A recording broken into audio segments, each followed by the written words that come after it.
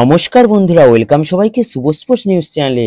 তো গাইস, এই ভিডিওতে আলোচনা করতে চলেছি ইন্ডিয়ান ফুটবল রিলেটেড কিছু ট্রান্সফার আপডেট, তাই পুরো ভিডিওটি দেখার অনুরোধ রইল।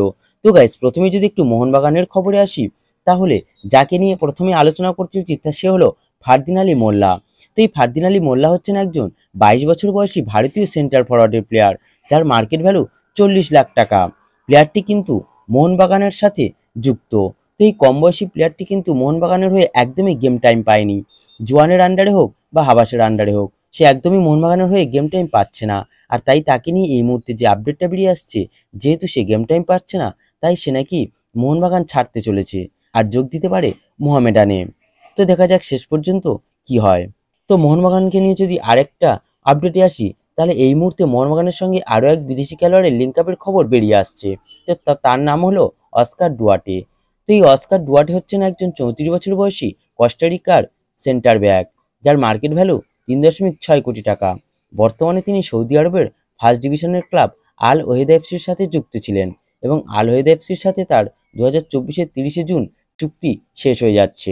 তো এই প্লেয়ারটির উপর কিন্তু মোহনবাগান ম্যানেজমেন্ট স্কাউটিং করছিল আর তার উপর ইন্টারেস্টও ছিল, কিন্তু এই মুহূর্তে এই প্লেয়ারটি যেহেতু ইনজিওর্ড অবস্থায় রয়েছেন, তাই তার সঙ্গে আর সেভাবে কোথা এগোতে চায়নি মোহনবাগান ম্যানেজমেন্ট।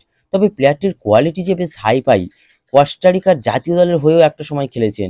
তো যেহেতু এই মুহূর্তে সে ইনজিওর্ড, তাই এরকম প্লেয়ারকে মোহনবাগান দলে নিয়ে রিস্ক নিতে চাইছে না। তো দেখা যাক পরবর্তীকালে যদি কোনো আপডেট পাই তাহলে তোমাদের জানিয়ে দেবো। তবে এই অস্কার ডুয়ার্টের নামটা বেরিয়ে এলো, তাই তোমাদের ব্যাপারটা জানিয়ে রাখলাম। তো এরপরে তোমাদের যে আপডেটটা জানাবো সেটা হলো চেনচোকে নিয়ে। তো বন্ধুরা, চেনচো গিলসেনকে তোমরা সকলেই আশা করি কম বেশি চেনো। তো এই চেনচো গিলসেন হচ্ছেন একজন 27 বছর বয়সী ভুটানের লেফট উইঙ্গার। লেফট উইংয়ের পাশাপাশি তিনি কিন্তু সেন্টার ফরওয়ার্ড আর অ্যাটাকিং মিডফিল্ডেও খেলতে পারেন। মার্কেট ভ্যালু 1.6 কোটি টাকা। বর্তমানে তিনি ইন্দোনেশিয়ার একটা সেকেন্ড ডিভিশন ক্লাবের হয়ে খেলছেন। তো এই ক্লাবের সাথে তার কিন্তু 2024-এ চুক্তি শেষ হয়ে যাচ্ছে। তো এই প্লেয়ারটি কিন্তু আমাদের ভারতীয় মঞ্চে প্রথম নয়, এর আগে কেরালা ব্লাস্টার এফসিতে খেলেছেন। আর তার আগে তিনি মেন যেখানে খেলে তার নামটা কামিয়েছিলেন সেটা হলো মিনার্ভা পাঞ্জাব। তারপর ব্যাঙ্গালোর এফসিতেও খেলেছেন। তো এই প্লেয়ারটির উপর বর্তমানে দাঁড়িয়ে ইন্টারেস্ট শো করছে ইস্টবেঙ্গল ম্যানেজমেন্ট।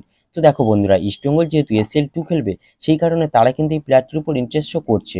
তবে ACL-2 এর ক্ষেত্রে এই প্লেয়ারটির মান কিন্তু অনেকটা কম, যেটা আমার মনে হয়। তো প্লেয়ারটি যে খারাপ সেটা একবারও বলছি না, কিন্তু ACL-2-তে যে ধরনের ক্লাবরা খেলে, যে ধরনের প্লেয়াররা খেলে, সেদিক দিয়ে কিন্তু এই প্লেয়ারটির মান অনেকটাই কম। তো দেখা যাক, ইন্টারেস্ট শো করছে মানে দলে নিয়ে নিচ্ছে এরকমটা কোনো ব্যাপার নয়। জাস্ট খবর পেলাম তাই তোমাদের বলে দিলাম। তো গাইস, এই ভিডিওতে এই আপডেটগুলি জানানোর ছিল। যদি ভিডিওটি ভালো লেগে থাকে তাহলে অবশ্যই লাইক ও সাবস্ক্রাইব করে দিও।